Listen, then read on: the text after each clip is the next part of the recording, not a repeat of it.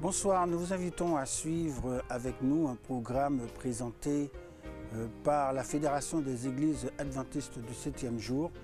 Le message de ce soir, nous espérons, vous sera d'une grande bénédiction et édification. Bonsoir. Merci à vous de nous rejoindre pour ce message en 5 minutes. Alors, pour la petite histoire, on avait décidé de faire un gâteau. Un gâteau pour recevoir du monde. Et tout le monde s'y est mis. Tout le monde était content.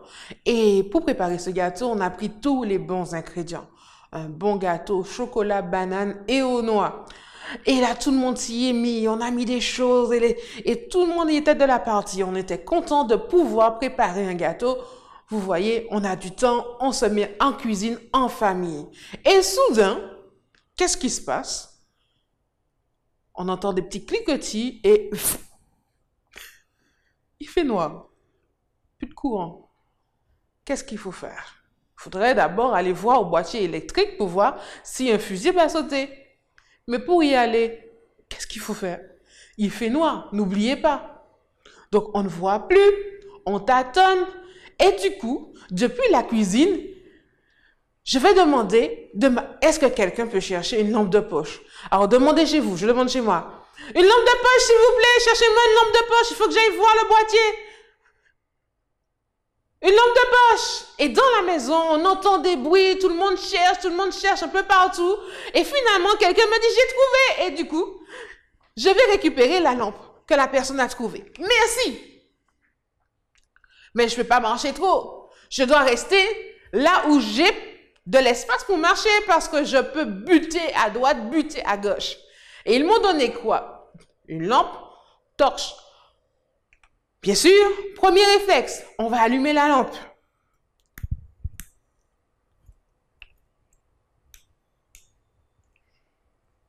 Vous avez vu quelque chose, vous?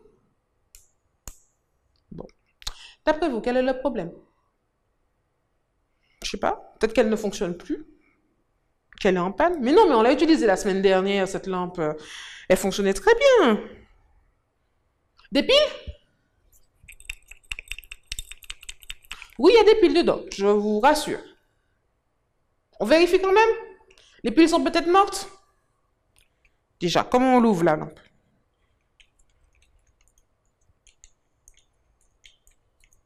Est-ce qu'elle prend du temps pour se dévisser? Oh!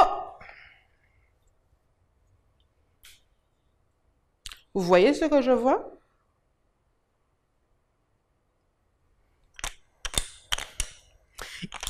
Quelqu'un a mis un morceau de papier qui ne veut pas sortir.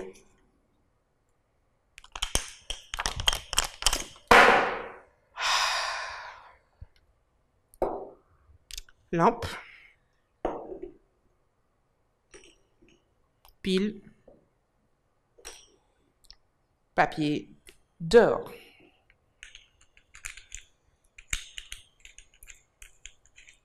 Vous croyez que ça va s'allumer cette fois?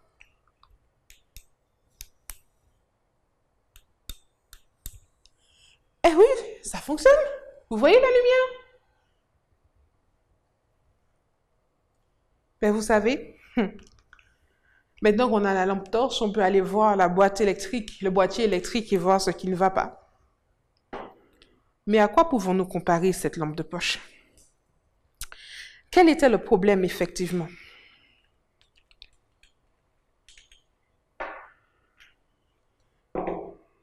L'énergie contenue dans la pile n'arrivait pas à parvenir à la barrette de connexion à cause de ce bout de papier qui a rompu le circuit. La Bible dit, et le texte va s'afficher à l'écran, dans Jacques, chapitre 4, au verset 8. Approchez-vous de Dieu, et il s'approchera de vous. Vous savez comment on s'approche de Dieu? C'est de la même manière qu'on ne met pas de papier. Pour que la lampe fonctionne, il faut prier. faut rester connecté à Dieu. Quand on ne prend pas le temps de prier, quand on ne prend pas le temps de lire la Bible, des petits papiers deviennent de la colère, de la frustration, de l'animosité. On déprime, on a quelque chose qui ne va pas, on prend de mauvaises décisions.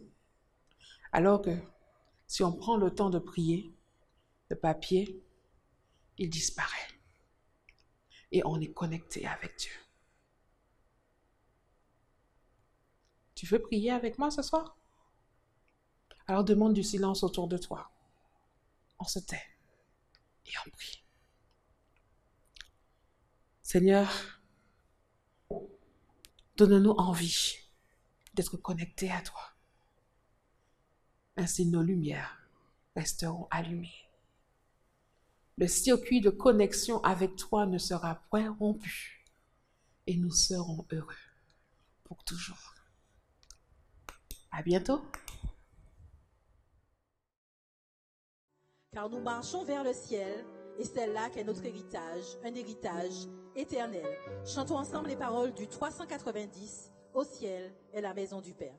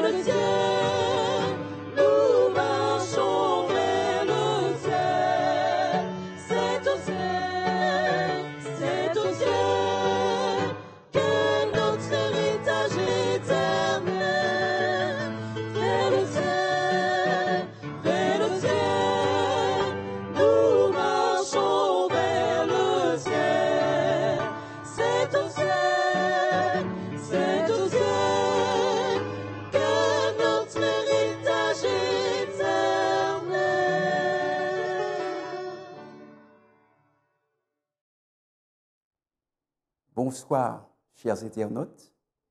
Nous sommes extrêmement contents d'être avec vous pour partager une nouvelle thématique. Avant de commencer, nous voudrions vous inviter à prier. Notre Dieu, notre Père, nous voulons te remercier de ce que tu prennes soin de nous d'une manière aussi merveilleuse. Merci pour la vie. Merci de pourvoir à tous nos besoins. Merci aussi d'ouvrir notre intelligence pour que nous comprenions ta parole. Nous t'avons prié au nom de Jésus-Christ. Amen. Mesdames et messieurs, chers internautes, nous voulons vous remercier de ce que vous soyez des nôtres pour ce moment de réflexion. Réflexion biblique et aussi réflexion qui tient compte du contexte qui est le nôtre. En effet, la Terre est confrontée à cette terrible pandémie du Covid-19, une situation que l'on qualifie communément d'inédite. Cette pandémie continue d'enlever, de supprimer des vies par centaines, voire par milliers. Et je voudrais réitérer mes remerciements aux professionnels de santé qui, au péril de leur vie, s'occupent de la santé de nos concitoyens. Je pense aussi à tous ces autres corps de métier, les employés de nos grandes surfaces, nos caissières et d'autres catégories socio-professionnelles qui acceptent de braver le danger pour assumer leurs responsabilités et pour se tenir au service de la population. À toutes ces personnes qui, pratiquement chaque jour, affrontent la peur d'une éventuelle contamination pour assumer leurs devoirs, pour rester au service de nos concitoyens d'une manière ou d'une autre. Courage à vous tous. Et nous continuons de prier pour vous afin que Dieu continue de vous soutenir alors que vous travaillez. Nous prions pour que Dieu continue de vous protéger. La tâche n'est pas aisée, mais nous continuons d'implorer notre Père céleste, notre Dieu, afin que par sa grâce, vous puissiez tenir ferme. Cette pandémie du coronavirus attire notre attention sur le fait que notre vie, la vie humaine, est si fragile. À tout moment, une catastrophe peut survenir et affecter la quasi-totalité de la Terre. Je me souviens des premiers instants de cette pandémie. Son point de départ avait été localisé sur le continent asiatique, en Chine plus précisément. Et la distance nous séparant de ce continent ne laissait présager, en tous les cas en apparence, que nous serions touchés. Non seulement avons-nous été touchés, mais nous l'avons été assez rapidement. Et un pourcentage important de la planète n'a pas été épargné. Et nous avons vu un changement impressionnant s'opérer dans pas mal de villes. Certaines avaient été mises en quarantaine. Et le monde avait rarement connu un tel phénomène, une telle situation. Les malades affluaient et continuaient d'affluer en grand nombre dans les hôpitaux. Les morgues continuent d'accueillir des décédés. De nombreuses familles sont dans le deuil et la situation sanitaire est catastrophique. Je veux quand même remercier Dieu parce que les projections et statistiques qui avaient été annoncées ont été revues à la baisse. Et l'ennemi de nos âmes, qui ne nous veut aucun bien, se voyait, pour ainsi dire, marcher sur des cadavres par millions dans les demeures, dans les hôpitaux et autres. L'ennemi de nos vies, dans sa comptabilité, prévoyait d'emporter en très grand nombre les grands et les petits, les riches et les pauvres. Mais Dieu soit loué, car dans sa bonté, l'Éternel a renversé la vapeur.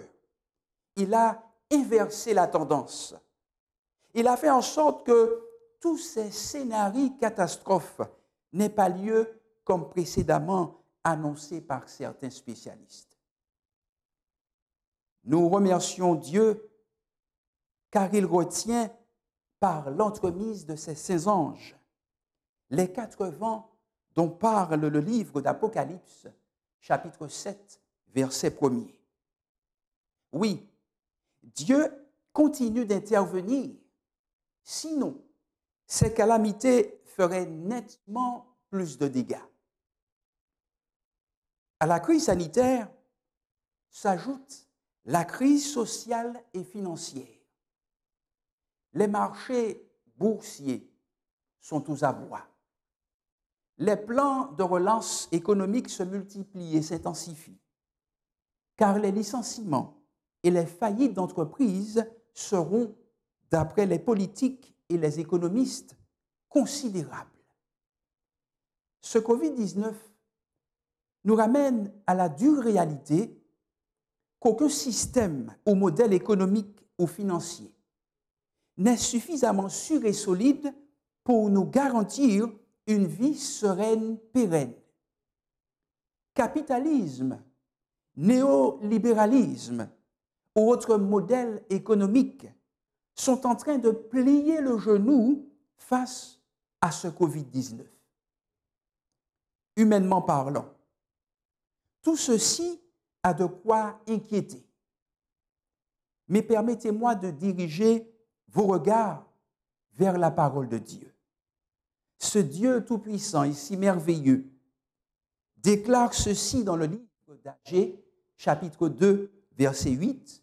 « L'argent est à moi et l'or est à moi, dit l'Éternel des armées. » Chers auditeurs, si vous êtes inquiets pour vos finances, rappelez-vous que ce n'est ni la BCE, ni le FMI, ni la Fed, ni le CAC 40, ni le Dow Jones, ni aucune autre institution ou plateforme financière qui détiennent véritablement l'argent et les richesses. Mais c'est Dieu lui-même. Je ne sais pas comment il fera, mais il saura prendre soin de vous et de vos finances. Vous avez fait votre part en termes de recherche de solutions. Il fera la sienne.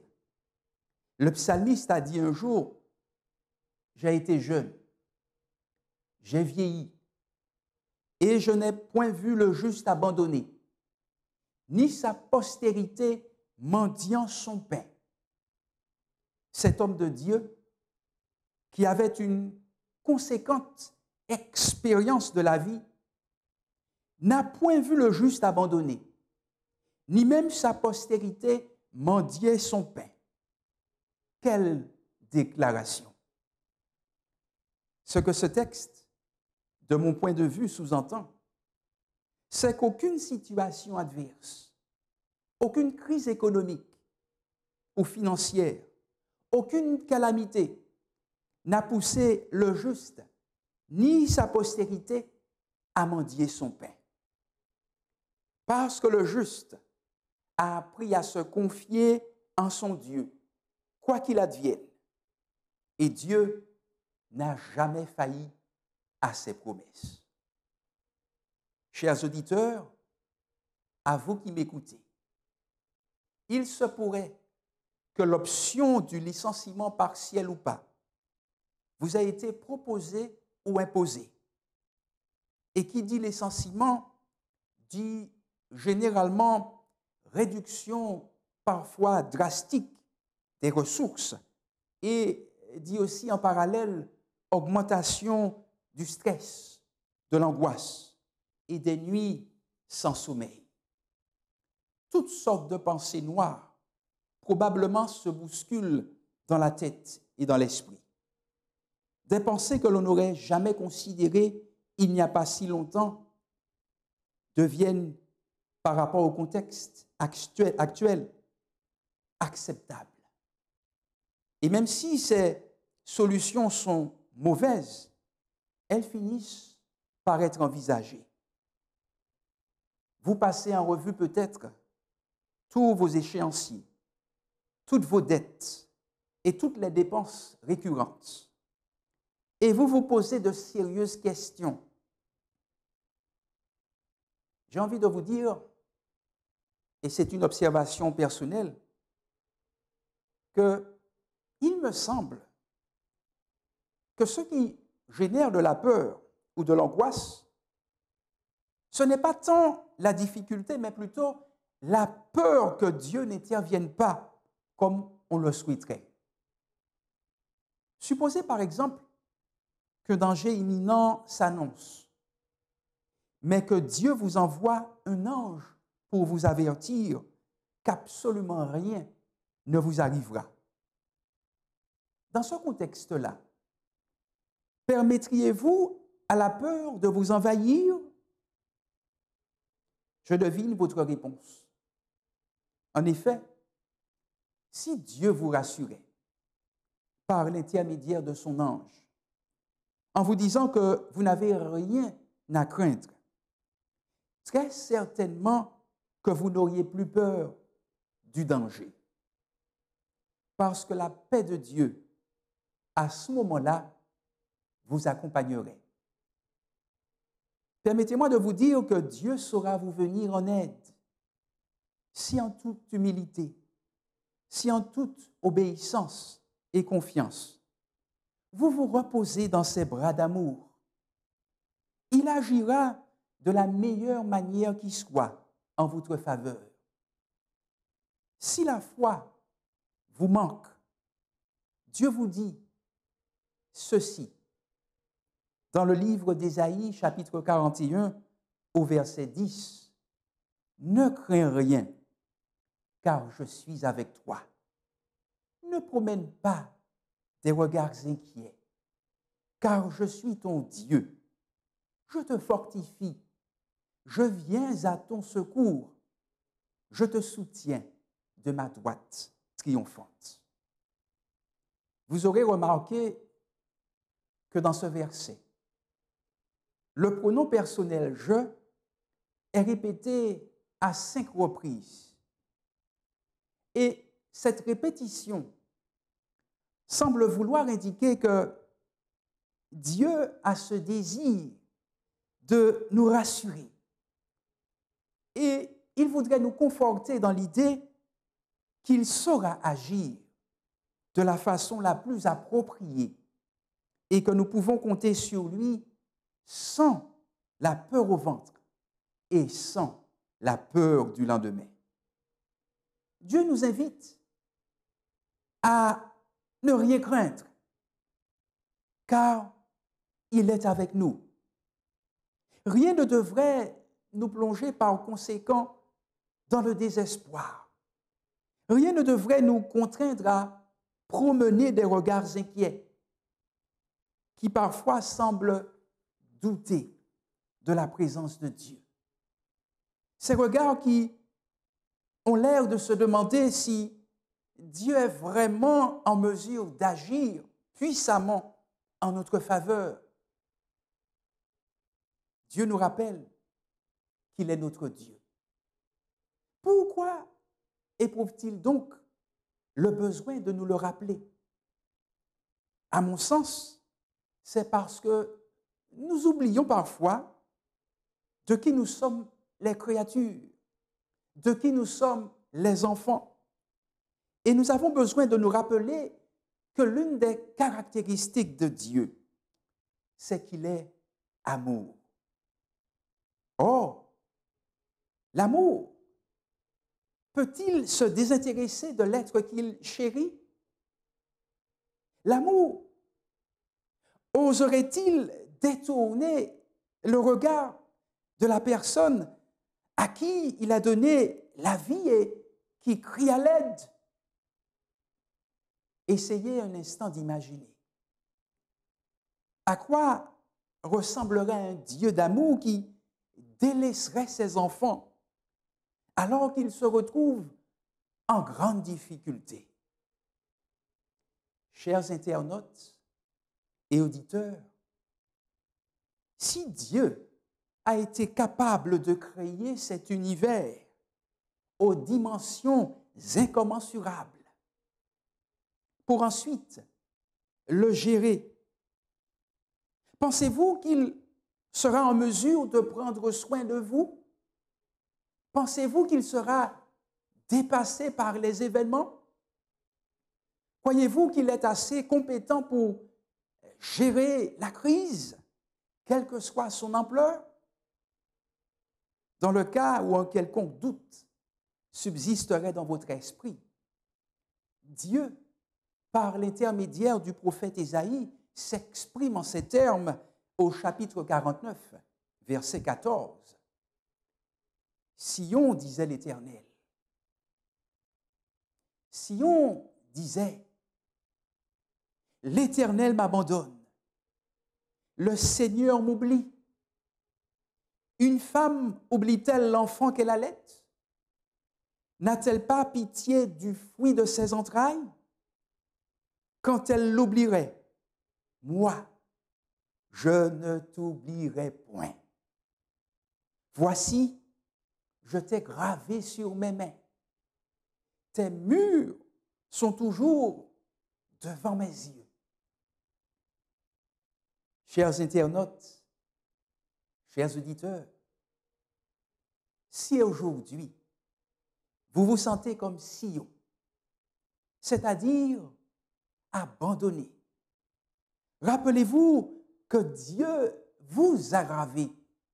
Dieu nous a gravés sur ses mains. Il se pourrait que votre compte en banque soit débiteur et vous oscillez entre la panique et la colère. Faites vôtre ces paroles de Dieu. Invoque-moi au jour de la détresse. Je te délivrerai et tu me glorifieras. Psaume chapitre 50, verset 15.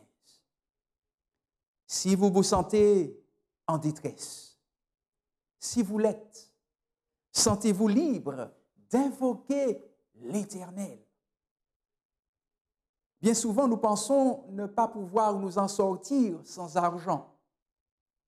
Mais nous oublions que Dieu est capable de nous accorder ce dont nous avons besoin sans forcément avoir besoin d'utiliser l'argent.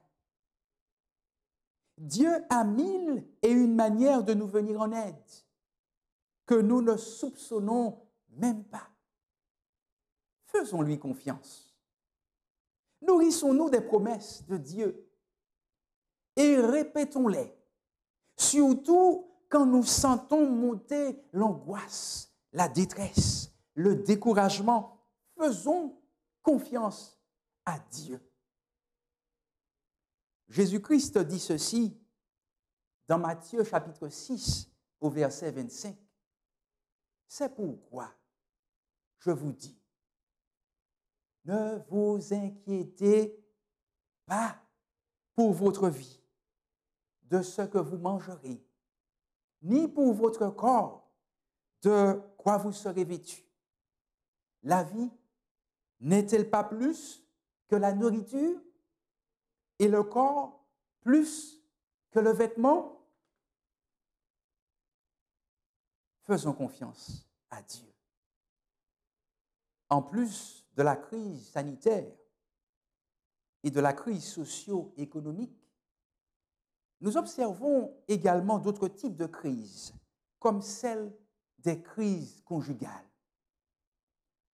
Paradoxalement, le confinement, au lieu de rapprocher certains couples, semble exacerber des tensions déjà existantes au sein de certains couples. Et ces nombreux jours de confinement ont vu une explosion des conflits conjugaux, ainsi qu'une tendance à l'infidélité en augmentation. Je veux croire que Dieu veut sauver ces couples. Il veut sauver ces couples qui peuvent encore l'être et qui peut-être l'ignorent. Pendant ce temps de confinement, pourquoi ne pas jeûner et intensifier nos prières? Pourquoi ne pas prier Dieu davantage, seul ou ensemble? Pourquoi ne pas oser l'échange authentique avec notre partenaire sur ces problématiques que que nous avons peut-être refoulé pendant si longtemps, dans la crainte d'être incompris.